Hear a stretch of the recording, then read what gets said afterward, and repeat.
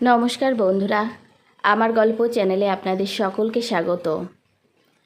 আজ নিয়ে এসেছি গল্প খাঁচার পাখি। কলমে কণ্ঠে আমি সুস্মিতা। স্বাধীনতার সুখই আমাদের জীবনের সর্বোত্তম চাওয়া। পরাধীনতার বেড়াজালে আবদ্ধ থেকে আকাশের চাঁদ পেলেও তা বড়ই তুচ্ছ মনে হয়। এই সারমর্মের উপর ভিত্তি করেই গল্পটি লিখেছি।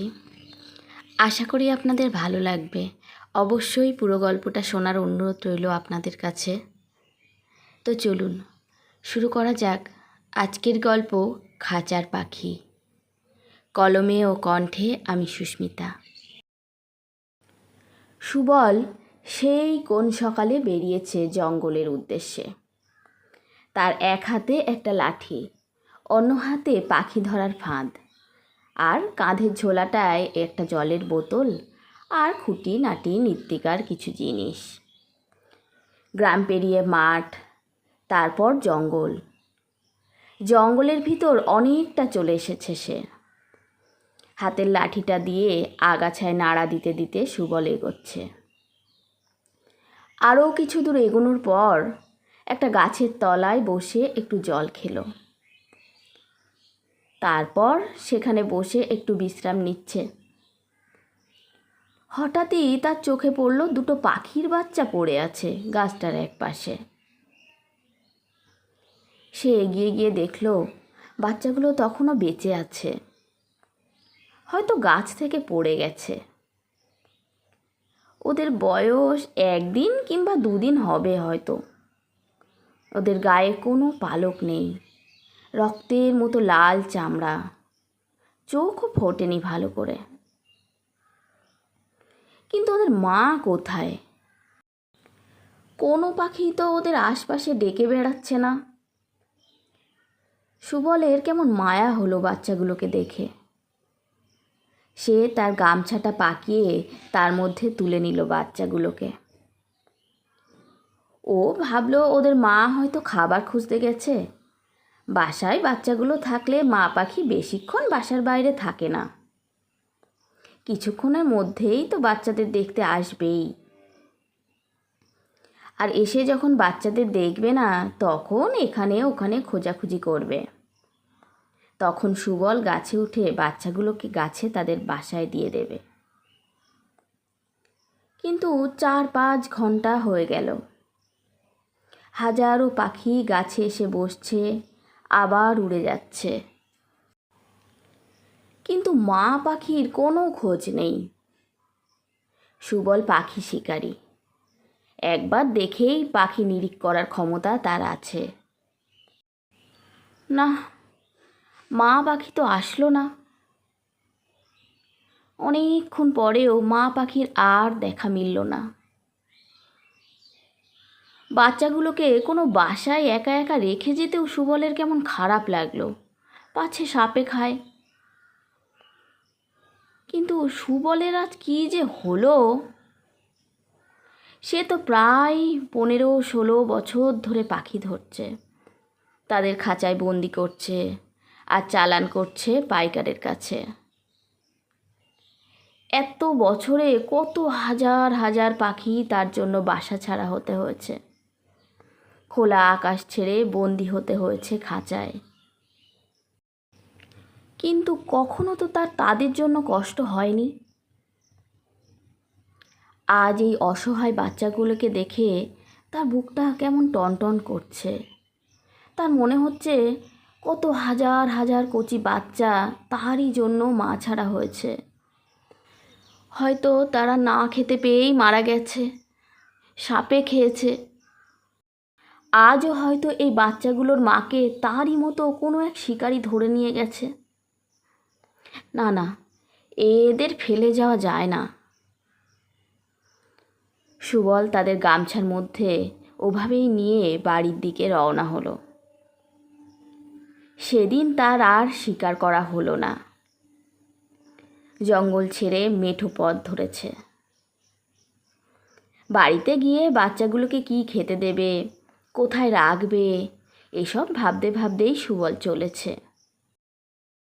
হঠাৎ দূর থেকে কে যেন ডেকে উঠল, ও সুবলদা, আজ কতগুলো হলো গো? সুবল তাকিয়ে দেখল কানাই মাঠের বটগাছটার তলায় বসে আছে। কানাই রাখাল, এক পাল গরু, এক গাদা ছাগল নিয়ে সে সেই সকালবেলা পান্তা খেয়ে মাঠে আসে, আর সারা দিন এই গরু ছাগল চড়িয়ে সন্ধে হলে ঘরে ফেরে। এই বটগাছটাই তার দিনের বেলার ঘর বলা যায়। খিদে পেলে মাঝে মাঝে কখনো বনে চলে যায় কিছু ফল, আবার কখনো কখনো বনের মধু পেড়ে এনে খায়। সুবল কানাইকে দেখে এগিয়ে গেল সেদিকে। সুবলের হাতে গামছাটা ওভাবে নেওয়া দেখে কানাই জিজ্ঞাসা করল, তোমার হাতে ওটা কি গো সুবলদা? বটগাছের তলায় বসে গল্প করতে করতে সুবল কানাইকে বলল বাচ্চাগুলোর কথা। সব শুনে কানাই বায়না জুড়ল, আমাকে একটা বাচ্চা দাও না সুবলদা। সুবল বলল, না না, এগুলোকে আমি পুষবো ভেবেছি, বড় মায়া হচ্ছে বাচ্চাগুলোর জন্য। বাচ্চাগুলো পাকানো গামছার মধ্যে দিব্যি আরামে রয়েছে। কানাই তাদের গায়ে একবার হাত বুলিয়ে আবার বলল, দাও না দাদা, একটা বাচ্চা দাও না, সারা দিন আমি এখানে বসে থাকি, ওকে আদর করতে করতে আর ওর সাথে কথা বলতে বলতেই আমার দিব্যি দিন কেটে যাবে, বড় ভালো লাগবে, দাও না গো, আমি ওর কোনো অযত্ন করব না। সুবল বলে, তুই তো সারা দিন থাকিস মাঠে, তুই ওকে নিয়ে সময় মতো খাওয়াবি কী করে, ঠিক করে রাখবি কী করে খাঁচায়? শেষে দেখা গেল সাপ বা বিড়ালের পেটে যাবে। না না, ওরা আমার কাছেই থাক। কিন্তু শেষ পর্যন্ত হাজারো কাকুতি মিনতির পর সুবল বাধ্য হলো কানাইকে একটা বাচ্চা দিতে। কিন্তু শাসনের সুরে বলল, দিয়ে যাচ্ছি যাচ্ছি, কিন্তু বাচ্চাটার যেন কিছু না হয়, আমি কিন্তু প্রতিদিন দেখতে আসব। কানাই বলল, ঠিক আছে দা, তুমি এসো, আমি ওর খেয়াল রাখব। একটা বাচ্চা কানাইকে দিয়ে আর একটাকে নিয়ে সুবল বাড়ি ফিরল। বাড়িতে গিয়ে পাখিটাকে যতই দেখতে লাগলো ততই সুবলের তার নিজের কাজের জন্য অনুশোচনা হতে লাগলো। সত্যিই তো, এত বছরে কত পাখি তার জন্য পরিবার হারা হয়েছে। এভাবে বেশ কয়েকদিন কেটে গেল। পাখিটার চোখ ফুটেছে, গায়ে হালকা হালকা পশমের মতোও বেরিয়েছে। কিছুদিন সে আর পাখি শিকারে যায়নি। রাখাল কানাইয়ের কাছেও যাব করে আর যাওয়া হয়ে ওঠেনি। বড় ব্যস্ত ছিল পাখিটাকে নিয়ে। তার খাঁচা এনেছে, খাঁচায় পল দিয়ে বাসা করে দিয়েছে, সব সময় তার দেখাশোনা করে, তাকে সময় মতো খাবার জল দেয়, এই নিয়েই থাকে। এমনকি বাচ্চাটার মায়ায় পড়ে সে তার জীবনের সবচেয়ে বড় সিদ্ধান্তও নিয়ে ফেলেছে। সে ভেবেছে আর কোনো দিন সে কোনো বাচ্চাকে মাহারা করবে না, সে আর পাখি শিকার করবে না। এখন সুবল একটা বড় মুদির দোকানে কাজে ঢুকেছে। আগের মতো ভোর ভোর উঠেই তাকে বাড়ি ছাড়তে হয় না, বেশ বেলায় যায়, আবার সময় মতো বাড়িতে এসে সে খাওয়া দাওয়া করে, বিশ্রাম নেয়, আর তার প্রিয় রুনিকে খাওয়ায়, তার সাথে কথা বলে।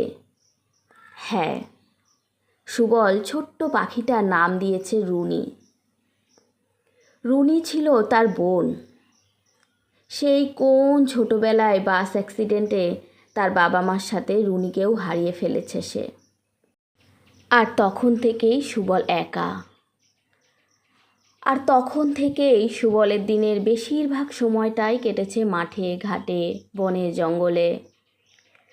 বনের ফল পাকড় খেয়েই সে প্রায় দিন কাটাতো। আর দিনের শেষে পাড়ার যে কোনো কারোর বাড়িতে গেলেই এই অনাথ ছেলেটার দুটো ভাত রুটি জুটেই যেত। যদিও সব সময় বিনা পারিশ্রমিকে সে ভাত খেত না, কখনো বনের ফল মধু এনে দিত তাদের, কখনো বা খালবিল থেকে মাছ ধরে এনে বলতো, কাকি মাছটা দারুণ করে রান্না করো, খাবো কিন্তু। আবার কখনো বা কারো কারো আবদারে বনের টিয়া পাখির বাচ্চা ধরে এনে দিত তাদের পুষতে। ব্যাস, এভাবেই বড় হতে হতে সুবল হয়ে ওঠে পাখি শিকারী। জঙ্গল থেকে পাখি ধরে বেশ চড়া দামে বিক্রি করে পাইকারিদের কাছে। কিন্তু পাখি শিকার নিয়ে এর আগে তার মনে কখনো কোনো আফসোস, কোনো খারাপ লাগা তৈরি হয়নি। সে কখনো ভাবেইনি তারই মতো ওই বাচ্চাগুলো অনাথ হয়ে যাচ্ছে, বা কোনো মা সন্তানহারা হয়ে ছটফট করছে। আজ এক্কেবারে কচি বাচ্চাগুলোকে দেখে তার বড় কষ্ট হচ্ছে। তার আফসোসের সীমা নেই। তাই রুনিকে নিয়ে নতুন জীবন শুরু করেছে সে। এতদিন পর আবার একটা নতুন পরিবার হয়েছে তার। এখন রাগ হোক বা কষ্ট, সব কিছুই সে তার ছোট্ট রুনির সাথে গল্প করে। খুব ভালো লাগে তার, নিজেকে খুব হালকা বোধ করে। রুনিকে নিয়ে দিব্যি আনন্দে কাটতে থাকে সুবলের।